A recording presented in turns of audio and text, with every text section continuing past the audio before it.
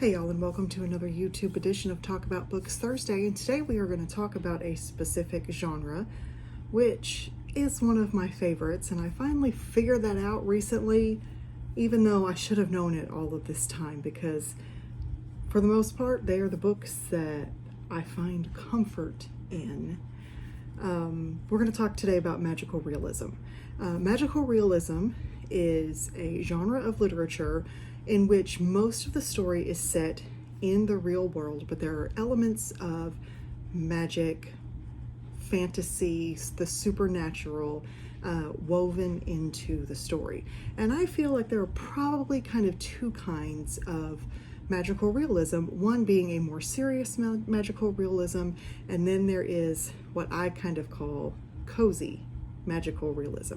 So we're going to talk about cozy magical realism first. First up, I do want to share a book that is one of my favorites that is not magical realism, but it's almost there. Like, it's just right on the edge. And that is Kate Morton's The Forgotten Garden. This is one of my favorite books. I've probably read it about 5 times. I probably should read it again. It's kind of a comfort read for me. But this one just has just the tiniest little hint of magic and family, connection across generations and across years, and connections with places and people who have long gone. So it's not magical realism, but it's really close. So I just thought I would add that one in. This is the book I'm actually reading right now, which is The Story Collector by Evie Woods, and this is magical realism set in Ireland. It goes back and forth between 2 different time periods, and also deals, with some of Irish folklore regarding fairies and the good people, and a little bit of that supernatural element there. Really enjoying this one so far. We'll definitely be doing a book review on TikTok of this one when I get finished with it. A couple more magical realism books that I have on my TBR that I'm probably going to read fairly soon, because I think I'm just going to stick with this genre for a while, because if I'm being perfectly honest, I could use a little comfort right now. So I'm going to be sticking with the cozy magical realism for a while. This one is The Peculiar Garden of Harriet Hunt. This one looks really good. I've got that on my TBR.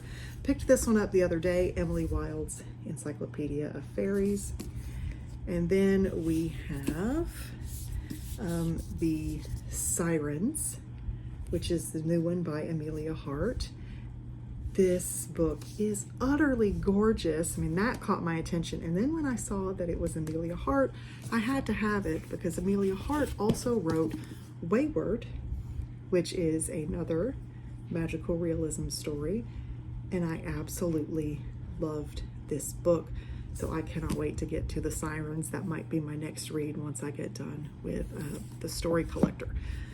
Here is another one. This is The Lost Bookshop, also by Evie Woods.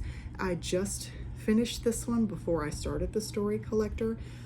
This is not only magical realism, but it's magical realism with books too, and a bookshop that is sometimes there and sometimes not. And it was really just a fantastic story.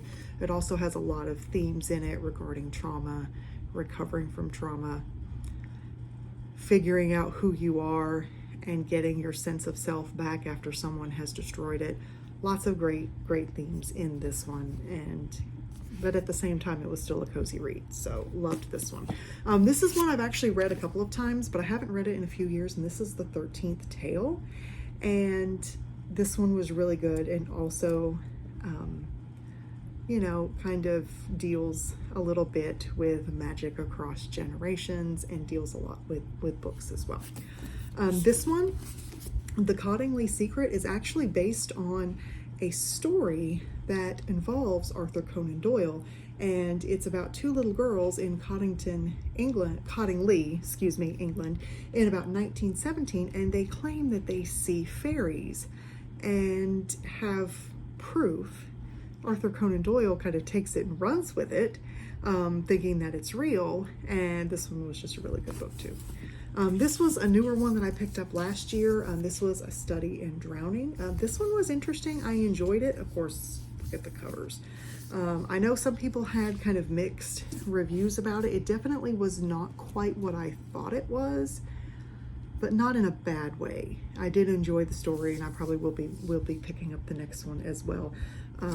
It definitely had a lot more serious undertones to it than I was expecting for this one, but this one was really good.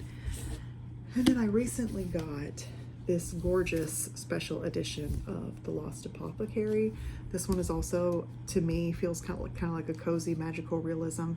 I really enjoyed this one. I had checked it out from the library a year or so ago, and when I found this special edition, I had to have it. So those are just some of the what I call cozy magical realism books that I have read or am about to read. But there is a more serious side of magical realism as well. I don't have the book handy anymore, but I did recently read The City and Its Uncertain Walls. And that is about a man who travels to a city where he gets kind of trapped, but then he leaves and winds up back in the real world, but yet at the same time he's still in the city. That one also deals heavily with a love of books and reading as well. So that one was interesting, but definitely not a cozy read. It was a lot more serious. A couple of others that are definitely very serious reads that are magical realism are actually two other books that happen to be some of my favorites, and that is Colson Whitehead's The Underground Railroad. I loved this book. It's been several years since I've read it, but he takes the concept of the Underground Railroad and that reality, but makes it an actual train. And I loved that. So as people are traveling on the Underground Railroad, they actually are in the story traveling on a train. And I just thought that was really well done. I still have never watched like the movie. I think there's one on Amazon Prime because I'm kind of scared to because I love this so much, and if the movie doesn't live up to it, I'm going to be really sad. But this one was really good. Definitely a more serious side of magical realism, but absolutely fantastic. And now for what might be my favorite magical realism of all time. Definitely my favorite serious magical realism, and one of my favorite books of all time, and that is Beloved by Toni Morrison. If you have not read this book, you've got to. It is so fantastic. It does deal with a lot of heavy themes, just like the Underground Railroad does, but it is such an amazing read. Toni Morrison is one of my favorite authors. I absolutely love everything that she put out. I love rereading her work. She has some of those works that I find something new every time I read it, and she gives me something else to think about every time I read or reread one of her books. And Beloved is absolutely my favorite. I would love to actually, this copy is old, and I probably have it annotated a lot too. I probably need to like find myself a really nice copy of this one since I love this book so much. But there you go. Some thoughts on magical realism. There are a lot more out there. I almost made a whole list of ones that I have read but I don't have copies of. But you can definitely check them out. Just Google magical realism books and you will see a huge list. And a lot of them I have read and they are really fantastic. So if you've not tried this genre, definitely give it a shot. I think it's really great, especially if you have a love of just a little hint of magic. You love books, because a lot of magical realism books do have literature as a topic in some shape or form. Definitely check it out. If you have read some magical realism and you want to tell me what your favorite one is, pop it into the comments. I would love to know. And hey, love to get some more suggestions on some magical realism for sure. And if you like these Talk About Books Thursday videos, make sure you subscribe, give me a like, leave a comment below, and check out my TikTok as well. I do different Talk About Books Thursday videos over there as well. And I also do some poetry readings and some other book reviews, things like that over there on TikTok under the same name, Mama Sanders Reads. Thank you guys, and happy Thursday.